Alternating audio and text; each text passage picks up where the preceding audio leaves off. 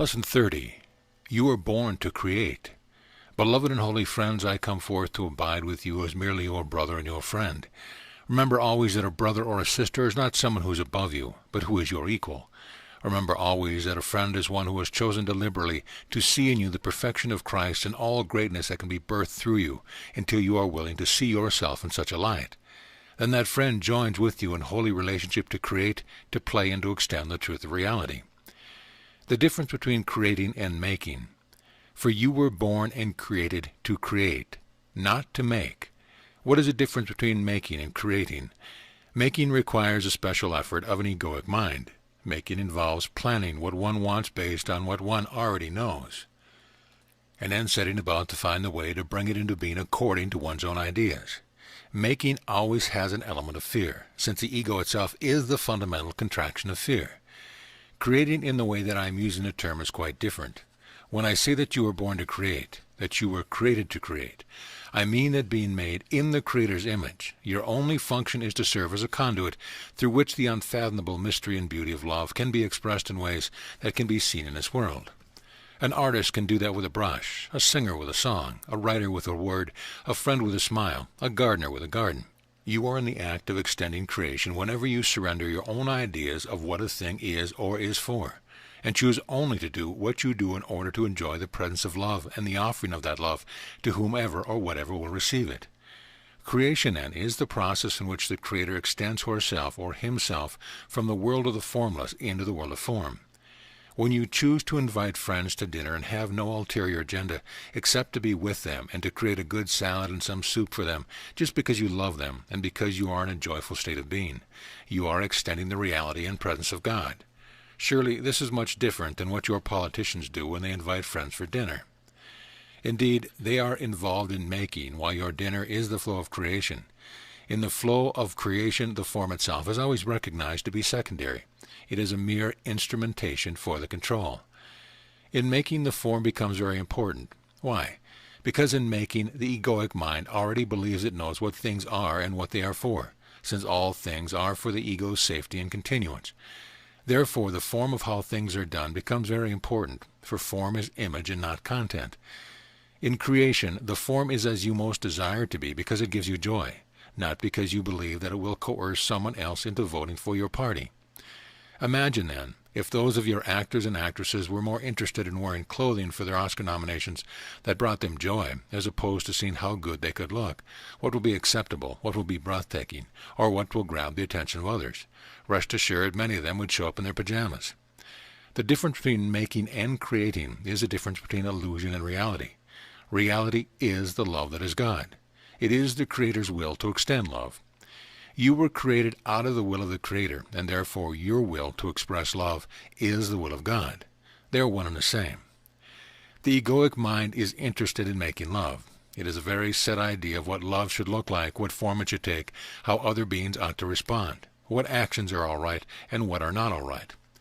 But in creation, love merely extends itself with innocence. When your will is one with your Creator, you are not in the least bit interested in making love. You are only interested in celebrating the reality that you are already in love, and you are already as the expression of love. You are innocent and you are perfect just as you are. The form of that expression becomes quite secondary, since it is merely a temporary instrumentation for the fulfillment of the heart's desire to celebrate the reality of being in love. Let me then ask you this question. In your own life, do you exert energy in trying to make love happen, or do you celebrate that you are already in the presence of love? For in the former, you must coerce other beings to join your making, and then try to persuade them how they ought to be behaving, performing, accepting, and receiving, so that you feel you have succeeded in manifesting what you have already determined in the mind. Making love requires others. Creating love, that is, extending love, requires nothing but your will, your willingness. This means that you are perfectly free and do not require, do not need, the world to show up in any certain form before you decide to be in love. When you are in love, love will guide the expression of form. That is truly how simple it is. You will know right away if a smile is enough, whether to another human being or to a leaf or a tree. You will know if you are with another exactly how to express it. There will not be a question. There will not be a doubt. There will be no interference of the egoic mind. There will be no fear. For when the mind is truly in the will of God, there is no time. Since there is no time, there is no reference to the past and no reference to the future. For these things abide in the duality of time. They are not part of what alone is eternal. The past has passed away. The future is, at best, a fantasy in the mind. The present is where God abides, abiding as love in each present moment. The peace of Christ, then, depends on your willingness to abide in the present for no other reason than to extend creation. To be one who receives love, acknowledges the presence of love, breathes love, and then allows it to flow through the body-mind, through the voice, through the handwritten word, through the wink of an eye, whatever it is. Then you are done with it, and you are on to the next moment. The peace of Christ comes only to that mind that withdraws valuation from the past and the future and surrenders into the present. For only in the present can love be felt, known, and extended.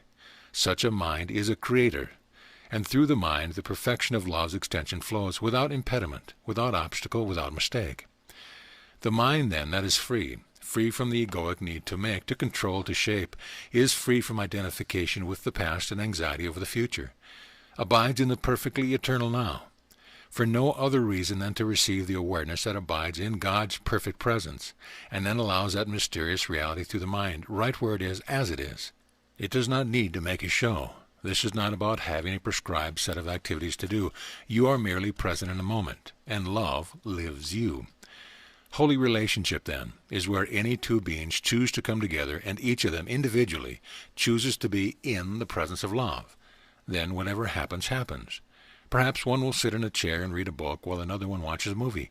Perhaps they will come together and create a beautiful dinner. It really becomes quite irrelevant because they will be moved by the mysterious energy of love itself, which is the will of God creating experience through His creation. And when the moment is gone, it is gone. The mind of each of them simply finds itself in a new present moment. Are you making or creating? The difference between making and creating is essential in the way of knowing. Therefore, I want to invite you in this lesson's message to begin to look at your own life. Where are you resting in knowing and allowing creation to flow through you in each present moment? And where does your mind become absorbed in what you think you must make occur? Come to discern the difference between the two and notice the quality of feeling that is within you when you are in each of these states. If you are diligent, you will come to see that whenever you are in the mode of making love, making life conform to what you think it ought to be, you are in suffering. When you are creating, you are enjoying the miracle of creation itself. For you are in a very unique position. You both are that one through whom creation flows, and you are also the witness of, or the observer of, the act of creation, flowing from the mind and heart of that creative center I have called Abba, who is but love. Celebrate, then, and embrace the uniqueness of yourself as a son of God. You are one who gets to experience love, create love, and also observe and witness the flow of love. If you do not understand that that is miraculous, then spend as much time as you need to alone, without moving a muscle until you get it. For that is the truth of your reality. It is timeless and eternal, and far transcends the boundaries of the physical body and the boundaries of your ideas about your physical self, your personality, your personal history, your children, your mates, and your bank account. It far transcends everything that is temporarily arising in the field of form. As the Holy Son of God, as that created spirit birthed to create, your ability to be aware of the flow of love is unborn and undying. You will never lose it. As the Holy Son of God, the power of your ability, the power of your beingness to allow love to flow through you is unlimited forever, and it will never be taken away. As the Holy Son of God, your capacity to enjoy the very act of being the one through whom love is extended is without equal in all of creation, and it too is never taken from you. These three aspects are really one thing. They are the truth of who you are. Any time your mind has fallen under the power of the egoic mind, which is just to choose wrongly and insanely for a moment, the reality of your being never goes away. It is never changed or altered in any way. All that has occurred is that you have used time to lose awareness of the truth. And in the next moment you are free to choose again. The healed mind is one that accepts its true knowingness.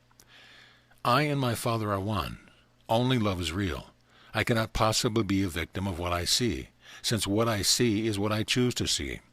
And if I choose to see with the eyes of love, all I see is perfect innocence and the will of my Father clearly at work. The healed mind is simply one that rests in that simple reality. It has merely trained itself to always choose the voice for love. It does not matter what arises and passes away. The healed mind is not a mind that can make whatever it wants to happen happen. That is the egoic attempt to become absolutely powerful. The meek of heart, the pure of heart realize that making is the illusion, being is the reality. The choice is yours. Making, doing fanatically, or creating, being the presence of love, out of which creative context emerge because it is the will of the Creator to extend himself through a myriad of forms that arise and pass away. The forms change, but the content or the essence does not. The awakened mind is awakened to the ever-present flow of content, pervading all form at all time. This is why for the awakened mind, loss is not possible and death is seen as unreal. For death can pertain only to the form. Forms begin in time and end in time, such as the body. That is the form you are very clearly aware of. Ideas have a beginning and an end. Love is the only thing that knows neither beginning nor end, being the fundamental energy of God itself. The healed mind does not plan. What does that mean? It does not mean that it does not structure a day, that is, make decisions whether it's going to make this call now or that one later, but it does not plan what the day shall be for. It merely surrenders into love and allows love to birth that day. Do you see the difference? The egoic mind arises in the morning already believing it knows what this day is for, and this day can have no purpose but the sustaining of the authority of the ego and trying again to make the world conform to what the egoic mind believes must be so. The awakened mind knows that this day has no purpose, save that which the Creator would give to it, through the Christ mind, through the Self. So it seeks first the kingdom, and then all things are added unto it. The day flows out of its surrender to love. The healed mind, the truly healed mind, is one who is like the wind. When you look upon the wind, you cannot tell from where it is coming, and you don't know where it is going. It is not a logical thing. You cannot control it. You can see its effects. You can try to measure it. You might even try to predict it, but it will always leave you guessing. A healed mind is not interested in making. Its only interest is the delight and joy of creating. It merely shows up where it is asked to be. It no more laments or complains if it is asked to work 23 hours a day at bringing forth some creation that extends the presence and love of God. It merely does what it is asked. The healed mind is no longer attached to the world's definition of success or failure, for those pertain to the realm of making. It is no longer attached to what others think of its creation, for it trusts the mystery that it has birthed it and then operates through it at each moment. Indeed, beloved friends, consider well. Are you devoted to making or creating? Exercises to observe your choice and choose again. By way of a simple exercise, in this very moment, how are you approaching the reading of this lesson? Do you remember to begin it, as we have suggested many times, as one who knows that they are already Christ, and they are merely sitting down to abide with a brother and a friend, who is their equal and sees the truth of them? Do you remember to open the heart and trust what emerges in the form of your experience as you read these words is exactly what is perfect for you in this moment? Or did you sit down determined to make yourself like Jeshua by memorizing the words, by getting the concept? The relaxed mind absorbs all knowledge. The making mind misses all knowledge. The relaxed and healed mind is like a sponge that is constantly learning and being shaped by what it learns. The making mind has no room in it to receive anything new because it has already decided what the truth is, what it should look like, and what it should sound like. It misses the moment in which it can observe and be the conduit for, as well as the one who is creating an experience of love. In this moment, then, you are quite free to truly open the heart and relax the mind, and to realize you are present with a brother, and together we are in the field of love. All that arises in mystery and returns to its source. If you can enter into such a field of mind, in this very moment you are free, and you are indeed one who knows. If you can join with me in such a mind in this very moment, then you can prove to yourself how infinitely powerful you are. What you can apply to this moment can be applied to all moments. Likewise, if your mind is currently insisting that you cannot be that one in this moment, you are doing the very same thing. You are using the infinite power of the mind to choose to remain a maker, and therefore to reside in suffering. Either way, you remain quite right. Either way, you are expressing your infinite and perfect freedom to create or to make, to be in love or to be in fear, to abide in peace or to abide in anxiety. Now ask within yourself, would I choose to experience what is unending, myself as a creator or a maker? If you choose the path of the Creator, then the first thing you need to do is to remember that creating is not the same as making. Creating involves seeking first the kingdom of heaven. Well, it means that you have to sell all that you own, get a backpack, buy a ticket to Kathmandu, spend 17 years hiking through the Himalayan mountains until you find just the right cave, and then another 17 years of astute meditation and prayer before you begin to get your first glimpse of God. That is what seeking the kingdom involves. Or you can simply turn the mind to the peace of God right where you are and accept it, and in that very moment you will have gained what all the yogis in their caves have ever gained, what all the Buddhas in Christ have achieved in their austerities. The kingdom is but a choice away. I choose now for the perfect peace of God, and just like that, you have achieved all that needs to be achieved if you'll receive it. To create means that you are committed to seeking first the kingdom of heaven, then allowing yourself to celebrate that regardless of what your physical eyes show you, regardless of how the brain-mind is interpreting or creating perception of what the physical eyes reveal to it. Regardless of all of that, you are free. For whatever is arising is perfectly harmless. Forms come and go, love remains. Where else can you possibly find freedom, except as one who is merely abiding as a decision for love? If you would be a creator, you will need to give up striving, for striving is part of the world of making. And you will need to give yourself permission to cultivate a mastery of allowing. Allowing is not passivity. Allowing is not sitting on your pillow waiting for the universe to manifest good things in your life. Allowing is an act of turning within, appreciating your oneness with God and simply asking, Father, what would you like to create in this moment? Suddenly a thought comes. The thought reveals you driving your car 30 miles to see a friend and inviting them to dinner. Well then, get on with it. Driving your car for 35 miles is an act that takes energies. It is not passive act at all. Allowing is a very powerful state of being, for allowing does not resist anything in the field of action, anything. And if you are asked to create a retreat center in northern New Mexico, well, you simply get on with it. Even though you have no idea how it is going to come to pass, you merely make yourself available and you show up. On the outside, a creator, a true creator, may look very ordinary. A creator may look to be one who is not getting the applause of the world. Their picture may not be on the front of People magazine. They may not be in the centerfold of Playboy or Playgirl. A creator is one who is delighting in allowing the flow of life to find ways to touch hearts and minds with love. The creator is not about storing up golden coins for a winter's day. The creator is merely about watching, being a conduit for, and being involved in the creative extension of love. That creation might require the storing up of golden coins, for the creator resists nothing of the world. Nothing is seen as good or bad. It is just an instrumentation for carrying out the will of God, which is the extension of love. When you are involved in that, your will is one with the Father. The difference between making and creating is essential in the way of knowing. It would behoove you then to spend some time in merely abiding in the innocence of observing your life and beginning to notice when your energy gets caught up with making instead of creating. Where have you perhaps given your life over to making, wishing you could create? Begin to observe the moments in your day when you can choose to create. Remember, to choose to create means, I give this moment over to the will of my Father. I wonder how I could simply surrender into being the presence of one who has accepted the kingdom for him or herself, and then I will see where it carries me in the next second. So that you begin to see that regardless of what is arising in the condition around you, or what other minds are doing in this world, the world has no effect on you. I have said this world is a big clash of dreams, and the vast majority of minds are still far more committed to illusion than reality. There are just events arising and passing away, and in any context, your mind remains free to give up making for creating and to surrender that moment to the will of God. Accepting the atonement for yourself is another way of saying accepting love's presence, breathing it in and celebrating it.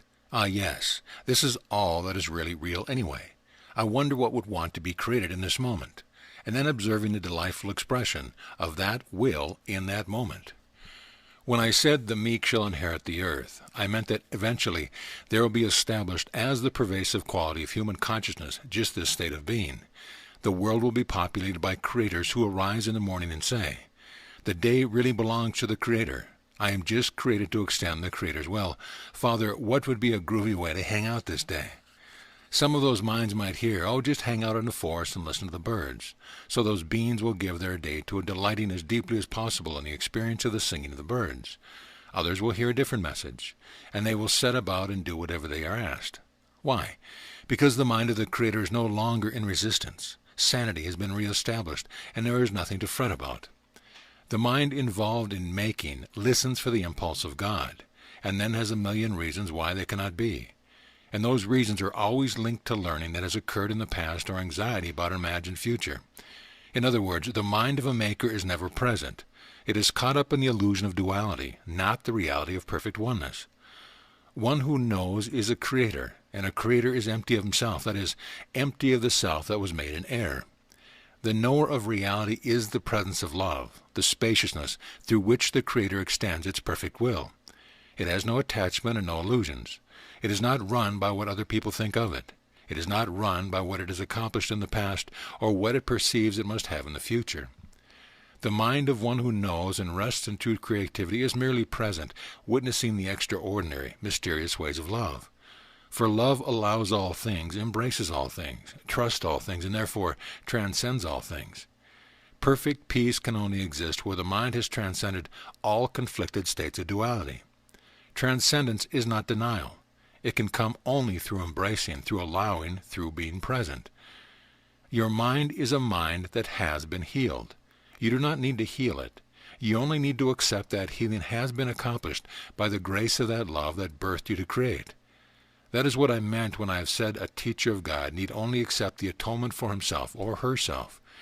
I am already healed. Time to get on with it. All forms of healing, then, are merely contexts created by love through the mind that has accepted healing. A context created that would give the mind that perceives itself as unhealed an opportunity to choose differently. Therefore, I want to create a context for you in this very moment. This is a way of demonstrating to you exactly what I have been sharing with you in this lesson. For in this moment, as a brother and friend who loves you and loves my Father, I am merely allowing myself to create words that are being formed into a lesson that help to create a context that I am literally observing and merge. I have not planned it. I am not trying to make anything happen. I am abiding in love. And out of the love I am now receiving the thought from the will of my Father. I am observing it flow through my mind and being translated through electrical impulses into that which creates words that are being formed into a lesson, that are then read by your eyes that send vibrations to your brain mind, giving you permission to access it with a deeper self that knows the truth. I am witnessing all these things even as it flows through my mind towards you. I invite you now into the context of healing. Say this within your holy mind.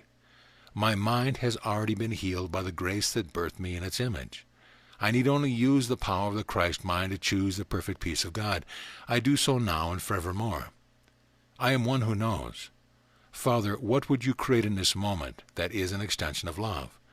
Do nothing but observe what comes into your mind, what feel suddenly flows through your body. There, a short exercise, a context to demonstrate how it all works. No magic, no pilgrimage, no special pills, no special diet, no special love affairs, nothing special at all. Simply the presence of Christ's mind. And rest assured, in that moment, if you are truly joining with it, you had no thought whatsoever that you are a separate ego who does not know God. You were that Christ mind engulfed in the creative process itself. You were in your right-mindedness, and in that moment you are the knower. And as a knower, you are free to have as many moments of that knowing as you want to experience. So, beloved friends, merely observe the mind for a while until you learn to detect the difference between making and creating. You will come to discover that creating is much more fun, takes a lot less energy or effort, and creates a whole lot more joy within your own experience, your own energy field. Delight in that simple practice, and remember, you do not have to go to a temple in Tibet to perfect it. For wherever you are in the temple created for you by the Creator who loves you and knows exactly how to enlighten forevermore the mind of the Creator that He has created. Enjoy creating. And with that, indeed, beloved friends, peace be unto you always. You who are eternally perfect co-creators with our Father, peace be unto you always. Amen.